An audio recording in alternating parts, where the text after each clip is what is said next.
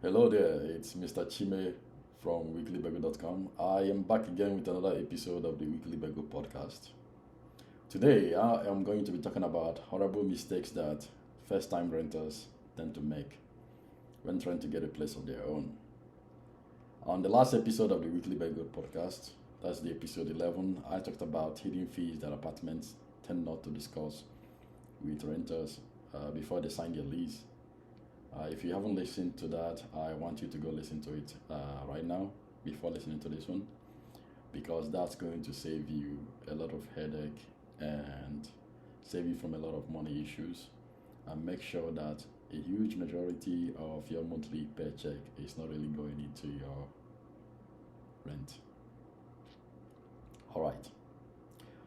Why is this topic important today? Why am I stressing out on trying to avoid these horrible mistakes that first-time renters, especially young working-class adults, tend to make when they get their first place? Well, it's because I am trying to make sure that us, the young working-class adults, that the rent that we pay monthly is not more than 30% of our paycheck. And I talked about this some time ago, actually on an article that I wrote, how much rent should you pay? I talked about how I used to pay 45% of my paycheck on rent. I used to give that away to rent, and it made me felt like I was working solely for the purpose of paying rent. And after a while, I just got tired of it, and I had to sit myself down and talk to myself. And I was like, how does it make sense that each time I get paid monthly, that my rent takes a huge majority of my paycheck, of my sweat away? So I had to cancel myself, and I began to downgrade most of my monthly expenses.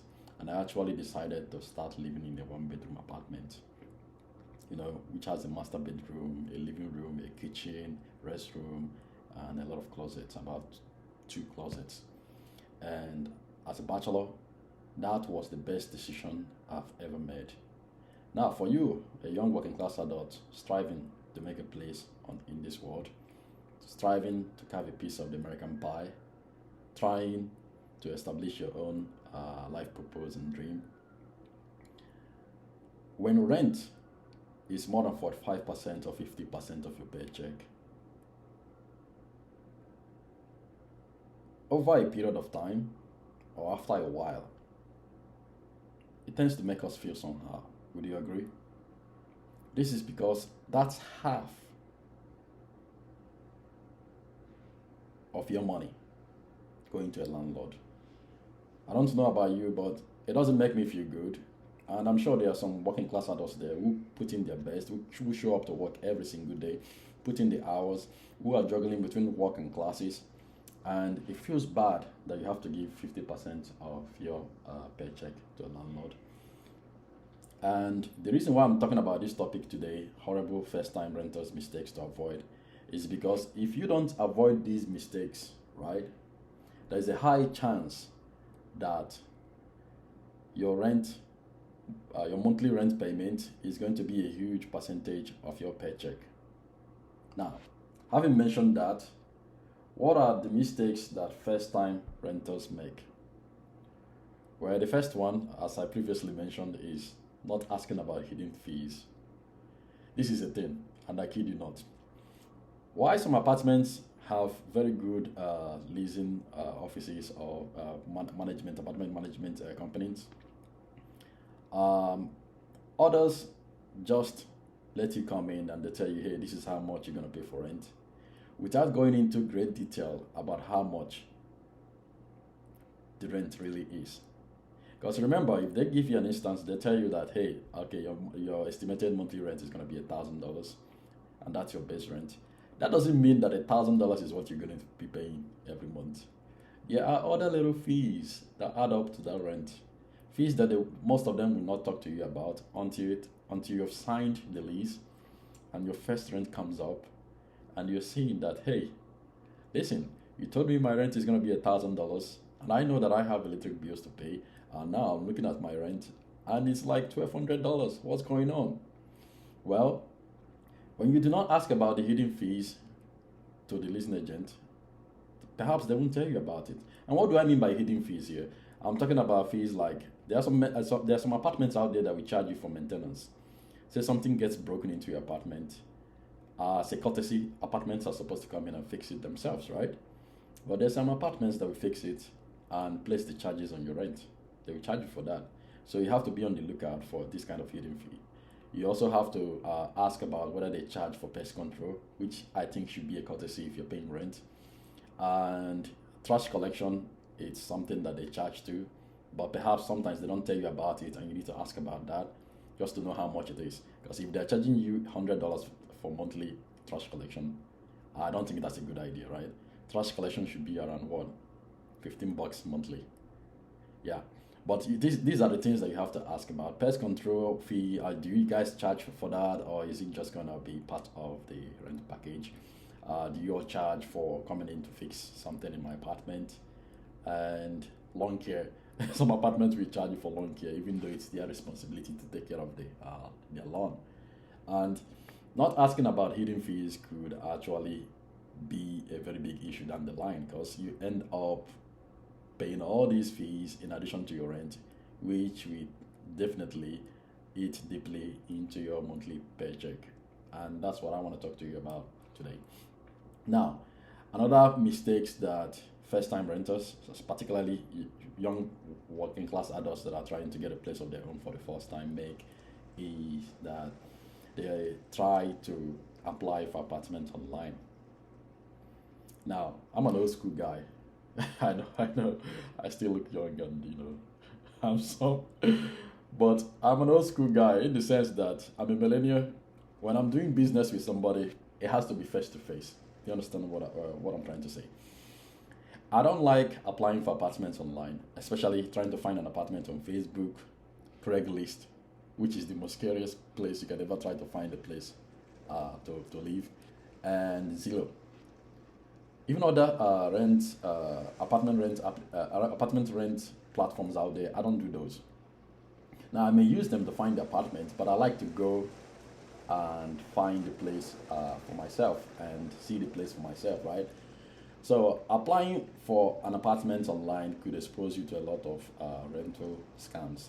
I discussed this in one of my podcast episodes, and I wanted to go, look at it or listen to the, podcast. If you're the kind to do this, say you're looking for an apartment on Craigslist, Facebook, and you don't know how to identify apartment scams, chances are you're going to lose your money to a scam. Or you're going to get an apartment, and the apartment turns out not to be what you wanted it to be, right? So if you're going to apply for an apartment, I recommend that you go there and see it for yourself. So that way, you're not going to make any mistake that you're going to regret. Now, the third thing I'm going to talk about is signing lease without reading it. It's not just you, it's almost everybody. I hate having to read through contracts, but you have to do it. You understand? You have to do it to make sure that you are not signing something that down the line after you've signed your lease is going to pop up and be like, hey, oh, we told you about this, it was on the paper, or hey, we didn't tell you about this, but it was on the lease that you signed.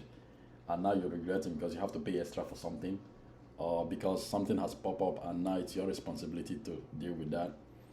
So make sure that you're always reading your lease before you agree or sign on it. When you sign your lease contract without reading it, it exposes you to a lot of issues. Take for instance, if the lease agreement is saying that whenever the apartment comes in to fix something in your apartment, they're going to charge you for that, and you didn't read your lease contract and you signed that, hey, you're not going to get away from that. You are going to pay every single time an apartment comes in and fixes something in your apartment. Yeah. So make sure you are reading your lease contract before signing it. I know it's a lot of pages there, but you still have to glance through it and read on it.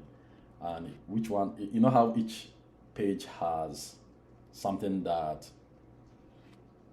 you have to sign on, make sure you read what you're signing on, is basically what I'm trying to say to you. Now, the next mistake that I want you to avoid is agreeing to use your apartment rental insurance. I know these apartments are going to hate me, but I still have to say it. Do not use your apartment rental insurance. Why? This is because there are other cheap apartment rentals insurance out there. For instance, Lemonade. Lemonade charges you, I think, $8 per month. In fact, let me tell you a story. One of the apartments that I got a few years ago tried to offer me their renters insurance, and they were going to charge me $45 for that. Meanwhile, I found out that Lemonade insurance, which a friend recommended to me, was charging $8. But the thing with Lemonade is you have to pay it all upfront. So I think I paid $80 something for that, and it covered me for the entire year. And luckily for me, the apartment that I was trying to rent takes Lemonade. Now, I want you to contemplate this with me. Why would you pay $45 for your renter's insurance offered by the apartment when you could get it for $8? Does it make sense? Yeah. But if you do not ask whether you could bring in your own renter's insurance, whether it's from Lemonade or from other cheap renter's insurance, or it could be from your own car insurance. Some car insurance companies out there, they tend to offer renter's insurance, and it's somehow cheaper than what an apartment complex is trying to offer to you.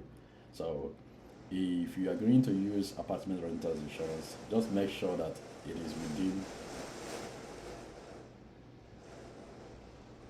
affordable rates.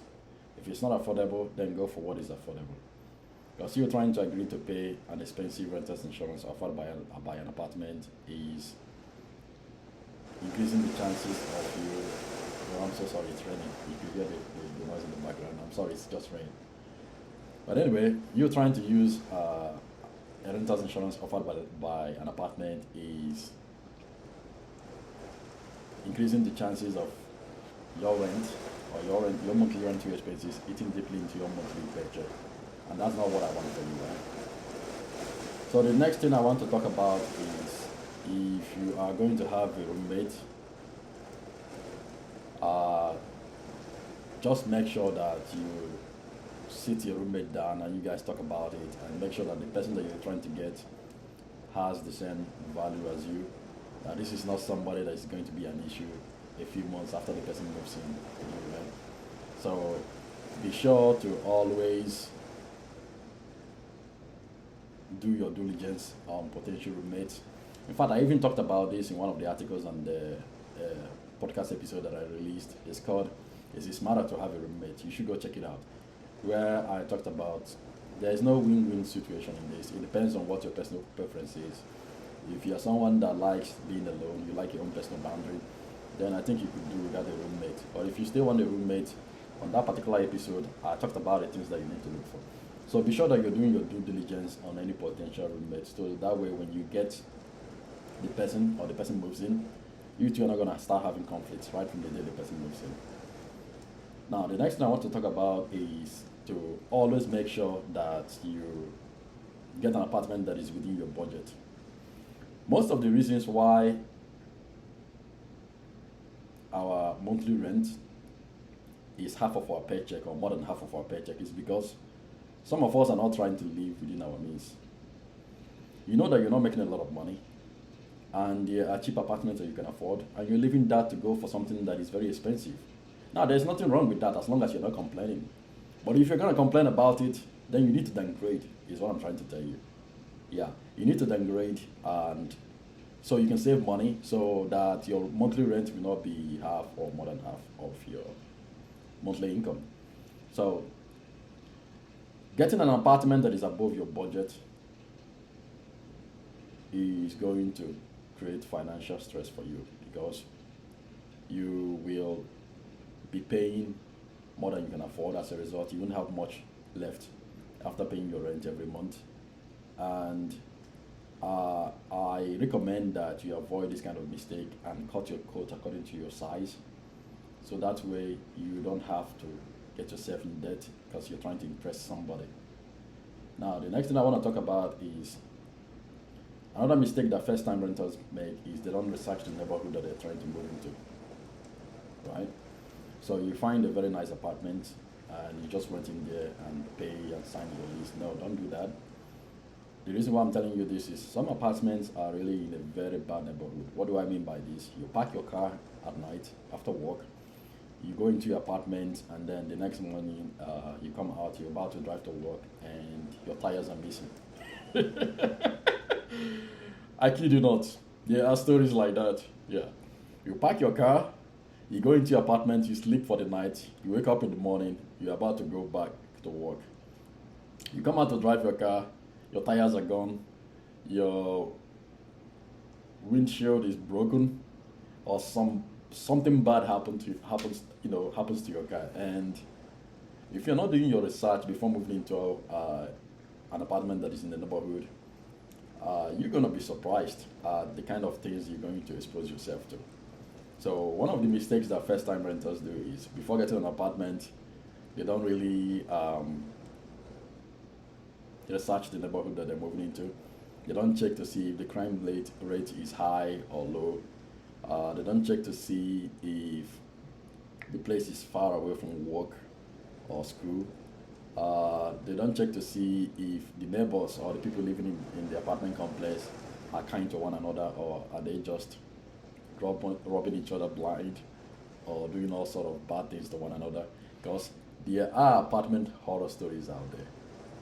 There are apartment horror stories out there, and the mistake you could make is being one of the statistics. You get what I mean?